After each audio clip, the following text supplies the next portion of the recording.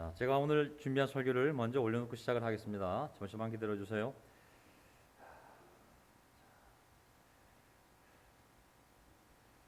네, 제가 오늘 준비한 설교를 한번 올려보겠습니다. 자, 처음부터 됐습니까? 예. 자, 오늘도 힘찬 찬송으로 우리 모두를 하나님 앞으로 인도해 주신 우리 강성 형제님 감사합니다. 인원은 적지만 또 온라인으로 함께하는 우리 많은 형제님들의 마음과 함께 정말 아름다운 찬송을 하나님께 드린 것 같습니다.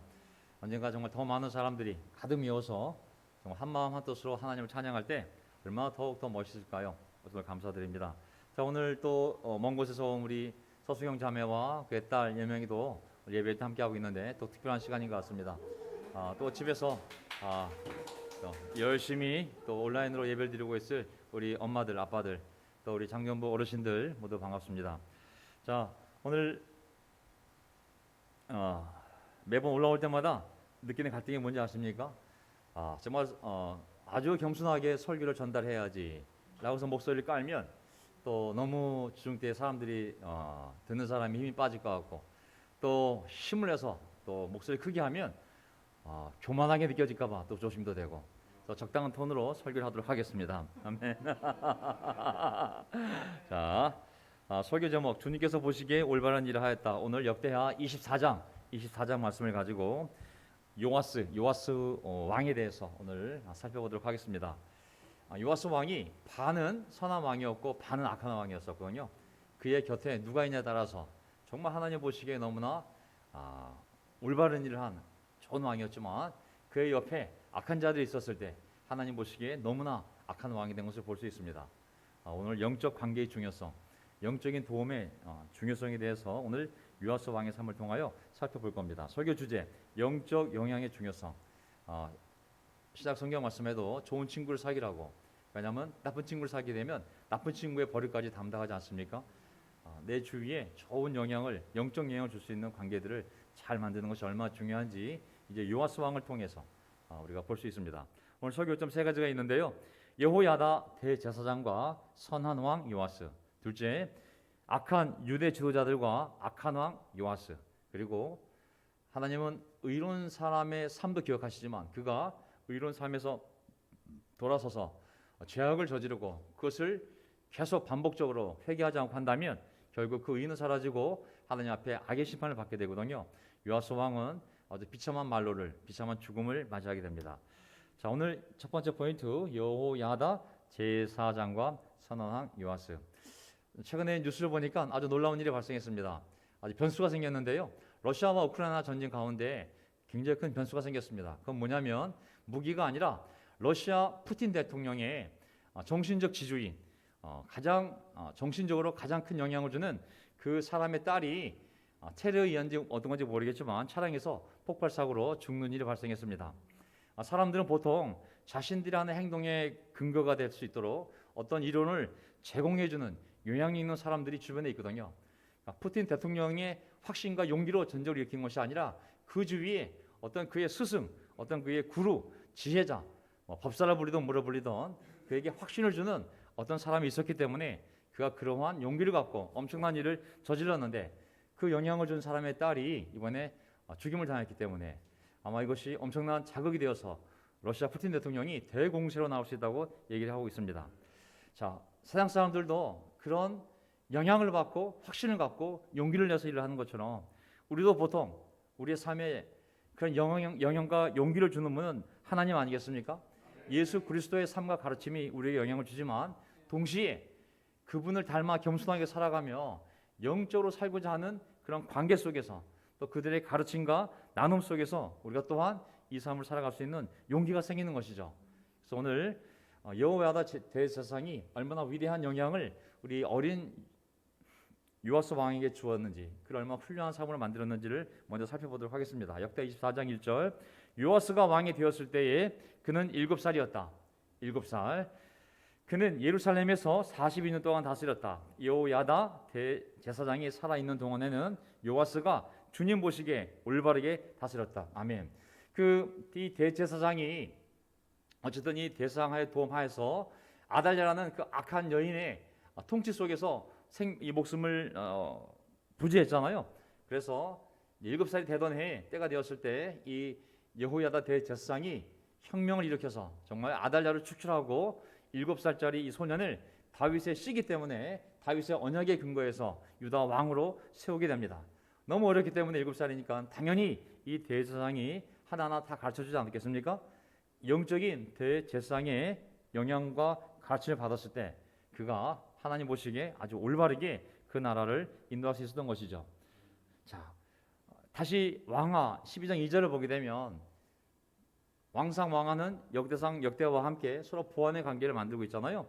거기는 어떻게 기록했냐면 왕하 왕들의 이야기 하 12장 2절을 보게 되면 요아스는 여호야다 제사장이 가르쳐 준 대로 하였으므로 주님께서 보시기에 올바른 일을 하였다.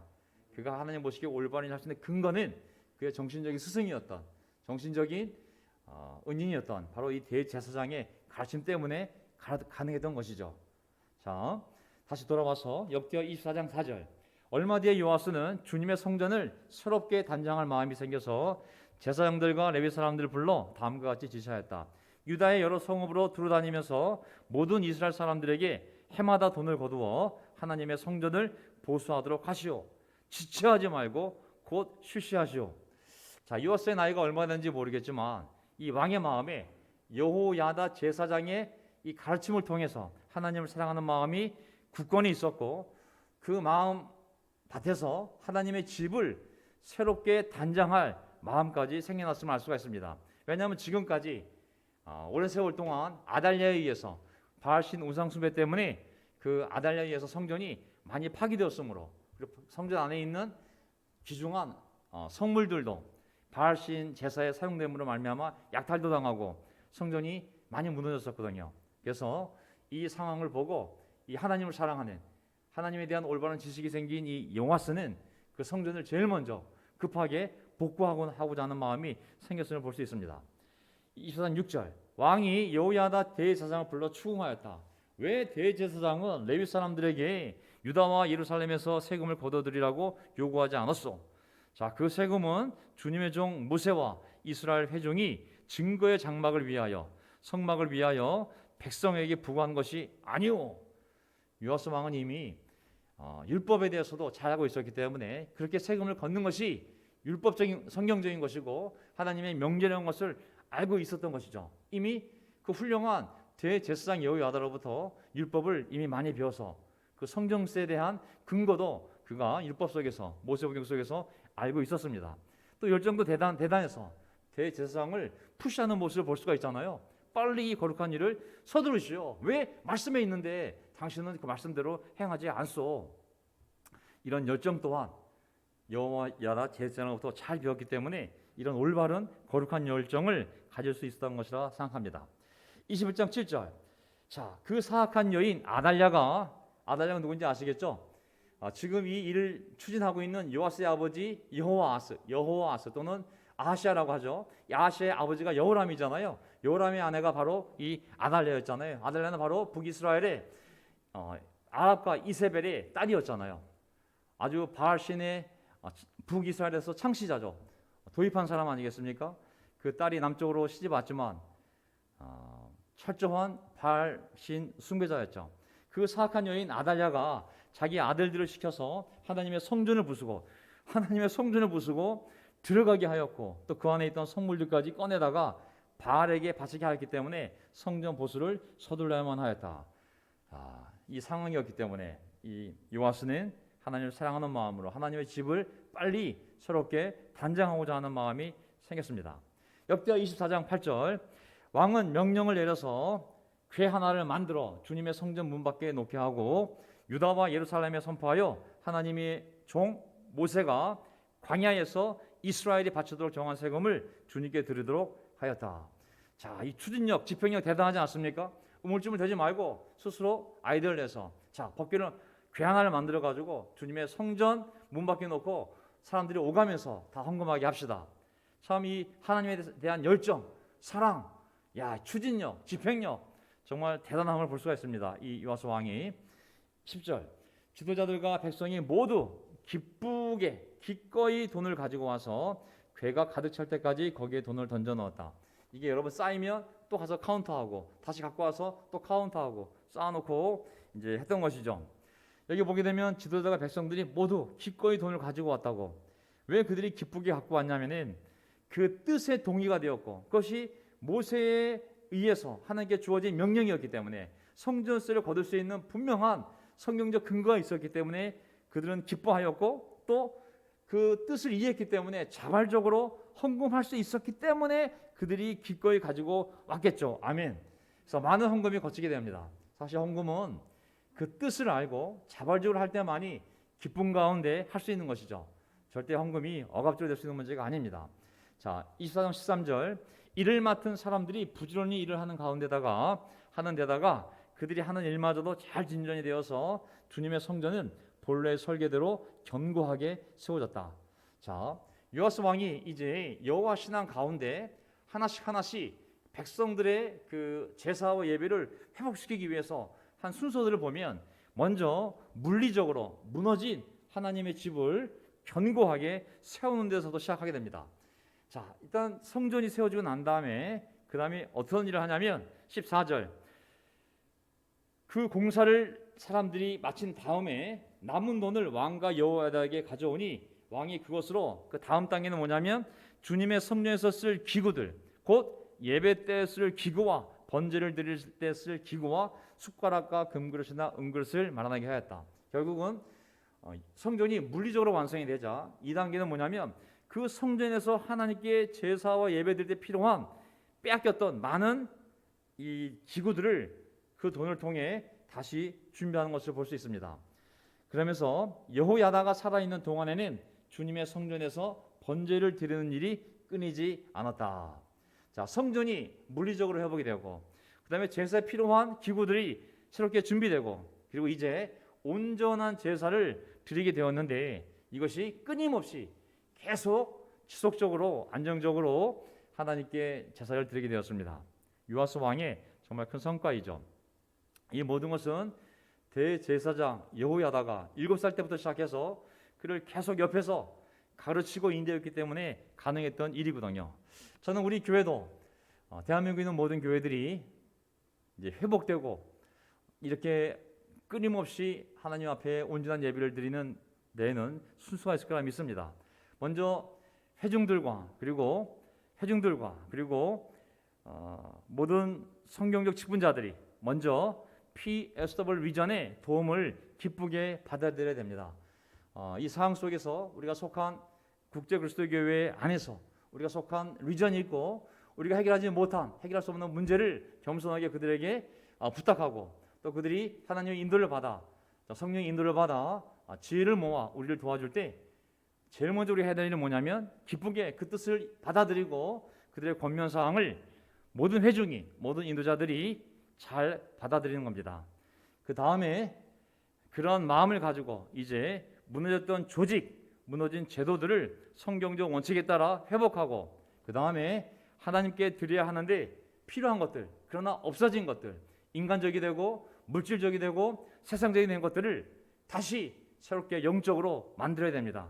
그래서 온전한 예배를 온전한 교제를 온전한 복음을 함께 전하는 일들이 끊임없이 이루어질 때 우리는 하나님께 영광을 돌리는 교회로 부활되는 줄 믿습니다. 아멘. 끊이지 않았다. 주님의 성전에서 번제를 드리는 일이 끊이지 않았다. 이 교회 안에서 온전한 예배와 온전한 교제와 온전한 복음 전도가 끊이지 않는 그러한 모습으로 우리를 인도하시기 위하여 하나님이 이 모든 시간을 인도하시는 줄 믿습니다. 자, 24장 15절 여호야다가 늙어 나이가 차서 죽으니 그가 세상에서 누린 횟수는 130년이었다. 그가 평생 이스라엘 백성과 하나님과 성전을 위하여 좋은 일을 하였다고 해서 사람들은 그를 다윗성 왕실 묘지에 안장하였다. 야, 여호야다 이 대제사장이 110년을 살다 죽었는데 이 사람의 삶을 정리해 보면 그 거룩한 용기를 내서 아달랴라는 그 정신 나간 바알 숭배자가 그 나라의 다윗의 후손의 씨앗을 다 없애버리고 여호와 신앙을 바알 신앙으로 하나님의 성전을 완전히 무너뜨리고 바알 신전을 세우려는 그 미친 여인이 있었을 때 그 여인에 맞서서 목숨을 걸고 다윗의 씨앗 그 후손인 이 요아스를 잘 보호해서 7살이 되었을 때 용기를 내서 아달랴를 축출하고 이 요아스를 왕으로 세우지 않습니까? 그리고 이 어린 왕을 정말 계속 하나님 말씀으로 잘 가르쳐서 그 나라 전체를 바알신 숭배에서 여호와 신앙으로 이끈 장본인이 바로 이 여호야다 대제사장이었습니다.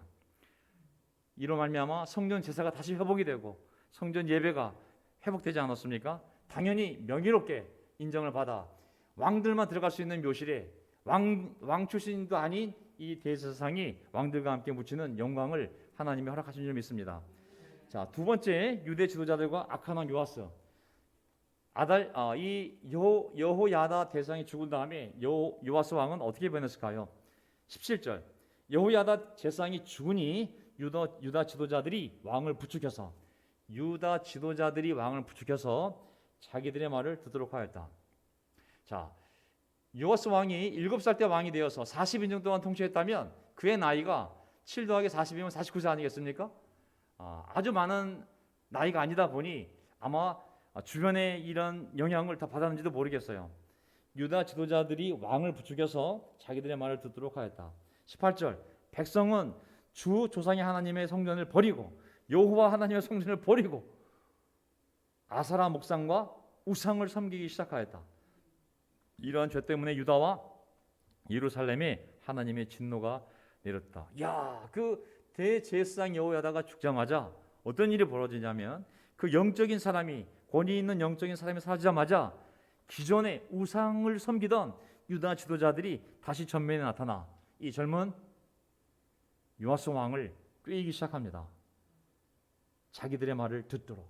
지금까지는 대제사장 여호야다의 그런 말씀의 충고를 들었다면 이제 이들은 그들의 정치적인 종교적인 충고를 주어서 요아스 왕으로 하여금 그들을 따르게 만듭니다. 너무나 놀랍지 않습니까? 어떻게 한 사람이 그렇게 하나님에 대한 열정, 확신, 그런 지식을 가지고 이렇게 놀라운 일을 했던 왕이 어떻게 다시 이렇게 바알 숭배로 돌아서게 되었을까요? 그것은 주위의 사람들과의 관계, 그 영향력의 문제임을 알 수가 있습니다. 우리 모두 주위의 영적인 사람들과 좋은 관계, 그리고 서로 주고받는 도움이 필요합니다. 아멘. 이게 어떻게 이렇게 될 수 있을까요? 19절. 주님께서는 백성을 주님께로 돌이키도록 경고하시려고 예언자들을 보내셨지만 백성은 예언자의 말 듣기를 거절하였다. 그럼 백성이 예언자의 말을 듣기를 거절했다면 왕은 어떠했을까요? 볼까요? 여호야다 제사장의 아들 스가랴가 아들이 스가랴예요. 여호야다 제사장의 아들 스가랴가 하나님의 영에 감동이 되어 백성 앞에 나서서 말하였다. 21절. 그러나 사람들은 그를 없앨 음모를 꾸몄고 드디어 왕의 명령에 따라, 누구의 명령이에요? 요아스의 명령에 따라 주님의 성전뜰에서 그를 돌로 쳐주겠다. 야, 백성들도 굉장히 멀리 갔지만 요아스 왕도 굉장히 멀리 가지 않습니까?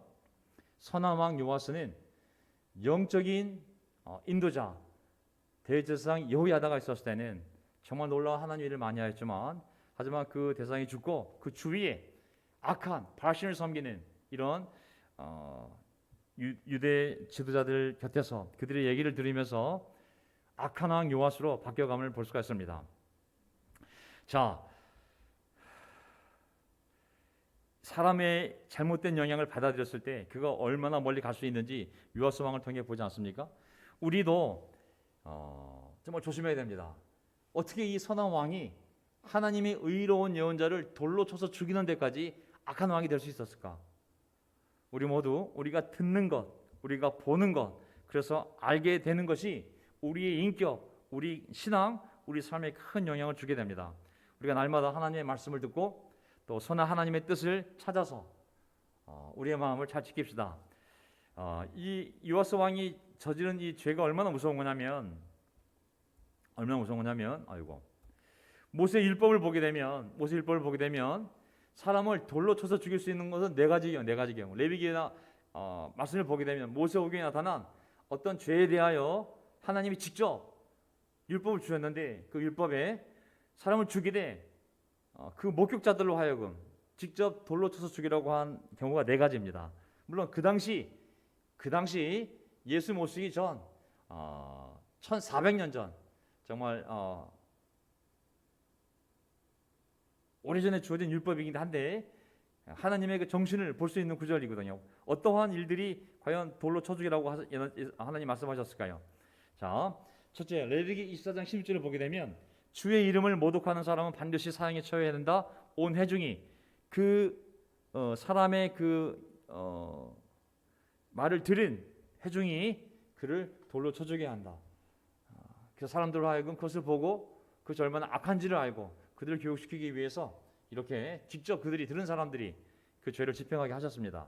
하나님의 이름을 함부로 모독하지 마라. 하나님의 이름을 함부로 모독하지 마라. 레위기 20장 2절. 제 자식을 몰렉에게 이방 신에게 제물로 준다면 그를 반드시 사형에 처해야 한다. 그 지방 사람들이 그를 돌로 쳐 죽여야 한다.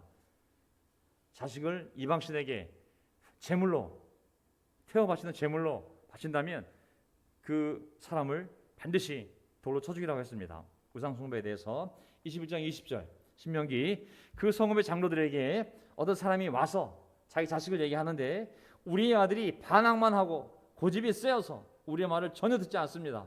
방탕한 데다가 술만 마십니다 하고 호소하면 그 성읍의 모든 사람이 그를 돌로 쳐서 죽일 것입니다. 아주 강력한 자녀 양육 말씀이 되도록 하겠습니다. 한때 정말 찬이가 말 안 들을 때 제가 가장 많이 사용하고 싶었던 구절인 우리 진이가 조금만 더 크면 사용하려고 준비하고 있는데 아직 무슨 말인지 못 알아들 것 같아가지고 자, 이 하나님이 준 이 질서, 권위, 부모의 권위에 대해서 이 권위는 하나님이 주신 권위잖아요. 부모가 만든 것도 아니고 자기 선택한 것도 아니고 하나님이 어떻게 섭리적으로 그런 관계를 주지 않았습니까? 하지만 그 자녀가 불순종하고 말을 듣지 않고 술만 마시고 이렇게 산다면 성읍의 모든 사람이 그를 돌로 쳐서 죽이라고 했습니다. 물론 지금 시대는 적용이 안 되죠. 이 돌로 쳐 죽이는 것에 대해서 내가 옛날에 한번 어떤 부부가 이렇게 동갑. 네 번째는 뭐냐면 나머지는 간음의 죄. 성경 보면 특히 간음에 대해서 굉장히 무섭게 대하고 있습니다. 이 간음은 그 당사자의 영혼뿐만 아니라 그 가정을 무너뜨리고 하나님의 나라는 가정으로 시작되거든요. 가정을 무너뜨리게 되면 그 나라도 무너질 수 있기 때문에 하나님은 이 간음에 대해서 굉장히 강력하게 치료하고 있습니다. 여기 보게 되면 간음한 케이스에 대해서도 돌로 쳐 죽이라고 레위기에 나와 있습니다. 자, 그런데 이 무서운 하나님 앞에 무서운 죄를 지은 사람을 돌로 쳐 죽여야 되는데 하나님의 말씀을 전하러 온 의로운 제사장을 돌로 쳐 죽였다면 얼마나 무서운 죄일까요? 얼마나 무서운 죄일까요? 그를 영광스럽게 환영하고 높여도 시원찮을 판에 그 의로운 하나님의 예언자를 이 극악한 죄를 저지른 사람을 집행하는 사형 방법으로 죽였다면 그것은 얼마나 무서운 죄일까요? 역대 24장 22절 이렇듯 요아스 왕은 스갈의 아버지 여호야다가 자기에게 보인 그 충성을 생각하지 않고 그의 아들을 죽였다. 한 번 더 얘기하잖아요.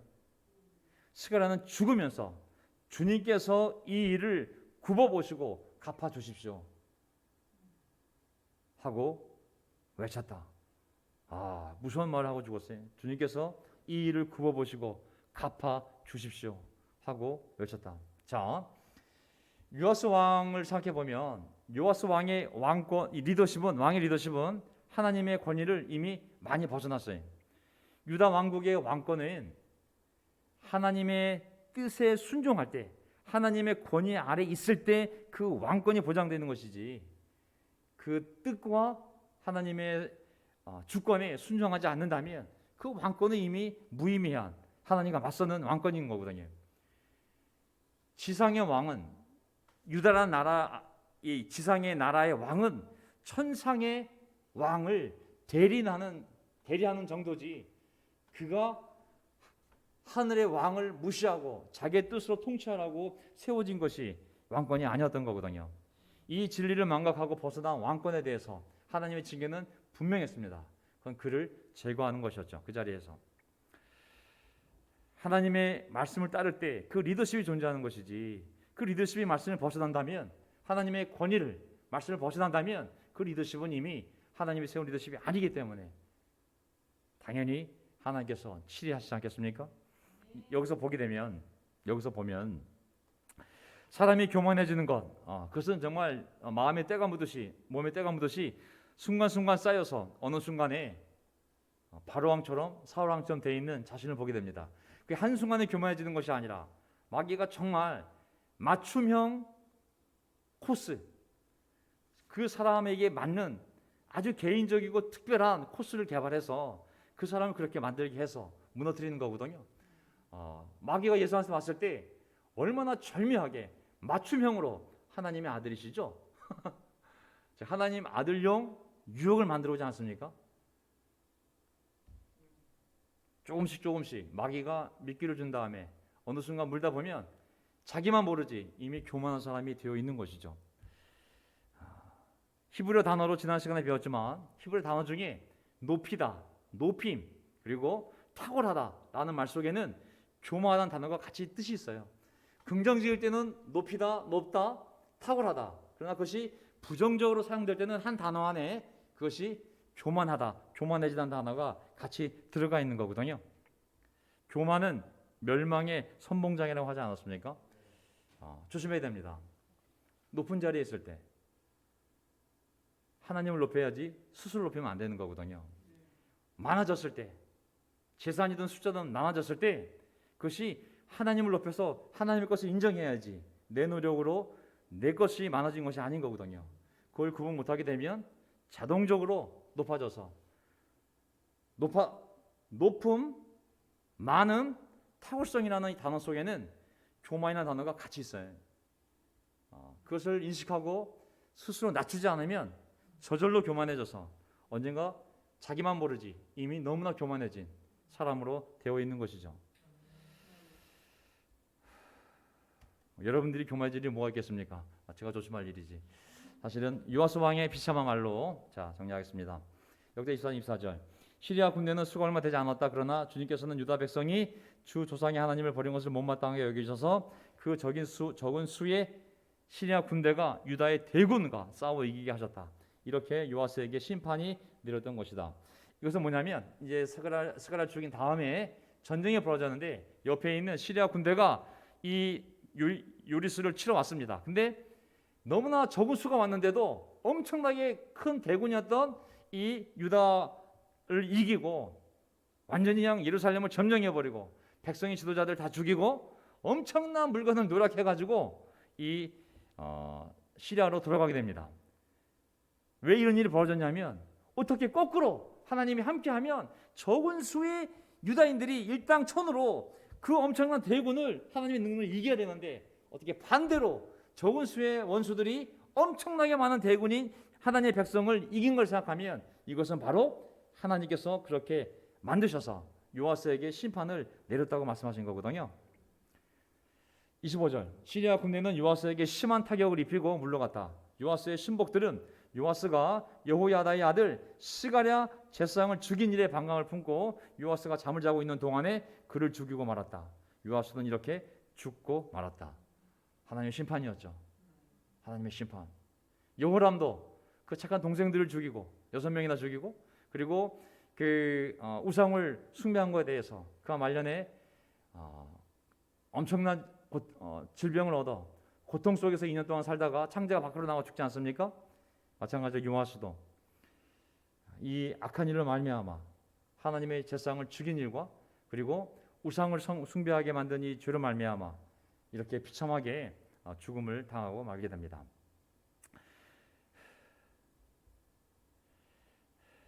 자, 결국은 왕실에도 들어가지 못하게 되거든요.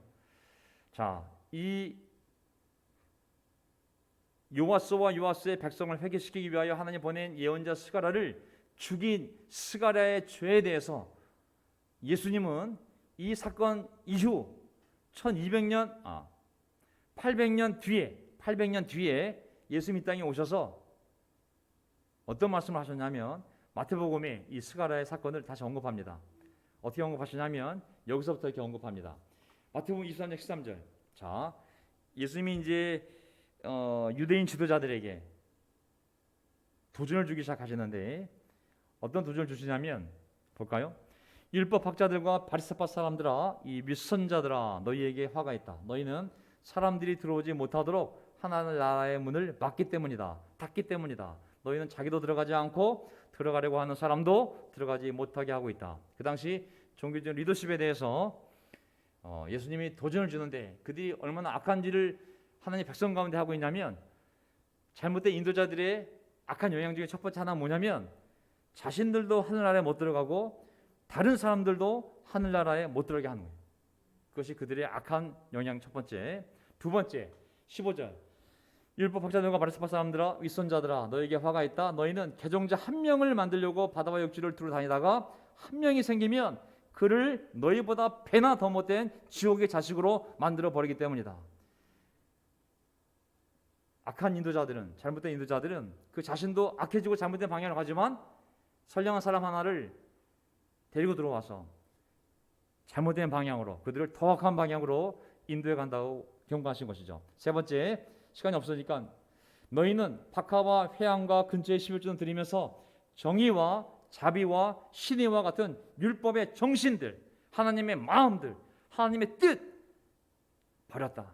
그것도 소홀히 하지 않아야 했지만 이것들도 당연히 해야 했다. 그들이 종교적인 지도자들은 형식만 강조했지, 정말 그 형식을 만들었던 하나님의 의도, 하나님의 목적, 하나님의 정신은 그들은 다 버렸다는 것이죠. 형식만 있고 정말 하나님의 그 뜻을 다 상실하게 만든 장본인들이 바로 그 인도자였던 것이죠. 25절, 율법 학자들과 바리새파 사람들아, 윗선자들아, 너에게 화가 있다. 너희는 잔과 접시의 겉은 깨끗이 하지만 그 안은 탐욕과 방종으로 가득 채우기 때문이다. 형식적일 뿐만 아니라 윗선적이라는 것이 바로 약한 자들의 악한 리더십의 문제된 것이죠. 삶의 위선, 그 안에는 탐욕과 방종으로 가득 차 있다. 마지막으로, 율법 학자들과 바리새파 사람들아, 위선자들아, 너에게 화가 있다. 너희는 회칠한 무덤과 같기 때문이다. 그것은 겉으로는 아름답게 보이지만, 교회의 모습은 아름답게 보이지만 그 안에는 죽은 사람의 뼈와 온갖 더러운 것이 가득하다. 너희 속에는 위선과 불법이 가득하다. 겉으로는 의롭게 보이지만, 겉으로는 종교적으로 보이지만, 하지만 그 안에 들어가 보면 죽은 사람의 뼈와 온갖 더러운 것이, 탐욕과 욕심이 가득 차다고 말씀하신 거거든요. 그러면서 이제 스가랴가 나옵니다. 29절, 너희는 예언자들의 무덤을 만들고 의인들의 기념비를 꾸민다. 그렇게 못된 짓을 하면서 하나님이 너희들 회개하러 사람을 보내면, 예언자를 보내면 너희는 그들을 죽여 무덤을 만들고 무덤에 기념비를 만들어준다고. 그러면서 우리가 조상의 시대에 살았더라면 예언자들을 피 흘리게 하는 일에 가담하지 않았을 것이다 하고 말하기 때문이다. 이렇게 하여 너희는 예언자들을 죽인 자들의 자손임을 스스로 증언한다. 나도 핍박하는 그들을 보면서, 예수님을 핍박하는 그들을 보면서, 너희 조상 때부터 그렇게 너희를 회개시키려고 보냈던 예언자들을 죽이더니 이제 하나님의 아들인 내가 봐도 나를 핍박하고 죽이려고 하는구나. 그러면서 35절, 그리하여 의인 아벨의 피로부터 너희가 성소와 제단 사이에서 살해한 바가라의 아들 사갈의 피에 이르기까지 나오잖아요. 성소와 제단 사이에서 살해한 이 사가랴의 피에 이르기까지 땅에 죄 없이 흘린 모든 피가 너희에게 돌아갈 것이다. 하나님이 알아주잖아요. 스가랴가 흘린 그 피는 의인의 피였다고. 땅에 죄 없이 흘린 모든 피가 너희에게 돌아갈 것이다. 스가랴의 피조차도 그들에게 돌아갔고, 이제 땅에서 죄 없이 흘린 모든 피가 너희에게 돌아갈 것이다. 내가 진정으로 너에게 말한다. 이 일의 책임은 다 이 세대에게 돌아갈 것이다. 요아스도 스가랴의 그 죄 없는 사람이 흘린 그 피를, 그 대가를 요아스가 다 치르고 그 백성이 치르고 고통스럽게 죽지 않았습니까? 예수님을 죽게 한 유대인 지도자들, 백성들도 하나님의 아들을 거부하고 죽인 그 무서운 대가를 그 세대가 지금까지도 그 고통을 치르고 있습니다. 자, 설교 제목, 주님께서 보시기에 올바른 일을 하였다. 여호와스 왕은 어렸지만 그 주변에 하나님의 말씀을 가르치고 그리고 하나님의 말씀대로 살도록 도와준 제사장 여호야다가 있었을 때 그는 정말 훌륭한 선왕이었습니다. 영적 영향의 중요성, 우리가 계속 선한 영적 영향을 받는 관계와 그런 환경이 얼마나 중요한지를 여호와스 왕을 통해 볼 수가 있습니다. 하지만 그 주변에 악한 유다 지도자들이 그를 꾀기 시작했을 때 그는 그들의 말에 넘어가서 이제 악한 왕이 되어버렸습니다. 의를 버리고 악을 택한 그 왕의 말로는 참으로 비참하였고 그리고 하나님 심판을 받아 그가 죽었던 얘기가 오늘 설교가 되겠습니다. 다음 시간에 아마샤 왕에 대해서 우리 함께 공부할 텐데 어쨌든 오늘 이 역대하 24장을 통해 요아스 왕을 살펴보면서 우리 삶에 끝까지 하나님의 말씀을 따라 순종하며 겸손하게 하나님을 위해서 열정적으로 살아갈 수 있는 그런 공동체, 그런 관계, 그런 도움을 줄 수 있는 성숙한 관계들을 우리가 계속 만들어서 우리가 끝까지 이 길을 가도록 합시다. 아멘.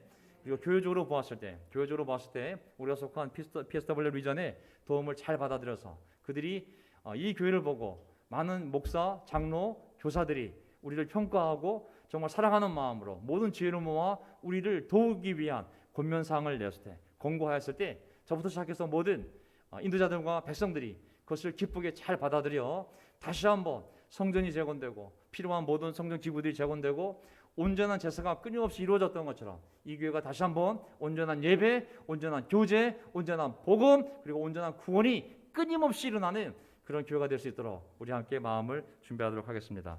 제가 마지막 기도하고 그리고 마지막 찬송 부르고 그리고 오늘 주님 예배를 마치도록 하겠습니다. 아멘. 하나님 아버지, 오늘 요아스 왕의 삶을 우리가 함께 살펴보았습니다. 우리 주위에 우리가 겸손하게 하나님을 따를 수 있도록 영적인 길을 가르쳐주고 또 우리 옆에 친구가 되어서 함께 영적인 마음을 나누며 다윗과 요나단처럼 끝까지 서로 격려하여 하나님을 의지할 수 있도록 도와주는 그런 관계가 얼마나 소중한지를 보게 됩니다. 요아스 왕이 그런 사람이 있었을 때는 정말 놀라운 선한 왕이었지만 그 주위에 그런 영적인 사람이 아니라 그를 꾀는, 그를 교만하게 만드는 그러한 자들이 있었을 때 그가 결국은 여호와 신앙을 떠나 바알신을 섬기고 그리고 하나님의 제사장 그를 돕기 위하여 살리기 위하여 백성을 구원하기 위하여 하나님의 말씀을 선포하던 제사장을 오히려 죽이는 그런 악한 짓을 저지르는 삶을 사게 됨을 보게 됩니다. 하나님 끝까지 겸손하게 도와주십시오. 우리가 이 교회에서 세례받은 지 20년, 30년, 40년이 되었든지 간에 죽는 날까지 저희가 끝까지 겸손한 자로 살 수 있도록 주님께서 저희 주위에 영적인 사람을 주시고 영적인 설교와 영적인 말씀을 함께 나누며 영적인 기도를 함께 나누며 주님이 부르실 때까지 함께 갈 수 있는 이 좋은 관계들을 저희들 곁에 주시기를 간절히 기도드립니다. 사람이 얼마나 선한 왕에서 악한 왕으로 한순간에 변할 수 있었던 것처럼 주님 깨어서 정신을 차리고 날마다 그 교만이 우리 마음에 들어오지 않도록 스스로를 높이지 않도록 높은 자리에 있던 많은 것을 가졌던 탁월한 일을 하였던 그런 것이 우리를 스스로 높이지 않도록 우리를 겸손하게 만들어주시고 만약에 우리가 높은 마음을 가졌다면 교만해졌다면 하나님 고난을 통해서든 아니면 영적인 사람들의 충고를 통해서든 우리가 그 교만을 바라보게 하시고 겸손하게 다시 낮춰서 하나님의 말씀에 순종함으로 말미암아 복을 받을 수 있는 저희들이 될 수 있도록 도와주십시오. 그리고 하나님 PSW 리전에 있는 많은 사람들이 기도하며 형제자매들이 기도하며 이제 서울교회를 향한 그들의 지혜로운 마음을 하나님의 도움을 받아 결정하려 할 때 우리가 어떤 권면상을 받든지 간에 겸손하게 우리 마음을 낮춰서 그 지혜로운 충고를 저희가 잘 받아들여 다시 한번 교회의 아름다운 우리의 관계와 또 우리의 모든 제도들이 다시 회복되어져서 끊임없이 하나님 앞에 영광을 돌릴 수 있는 그런 놀라운 교회로 저희를 만들어주시기를 간절히 바라오며 우리의 주님이신 예수 그리스도의 이름으로 기도합나이다. 아멘.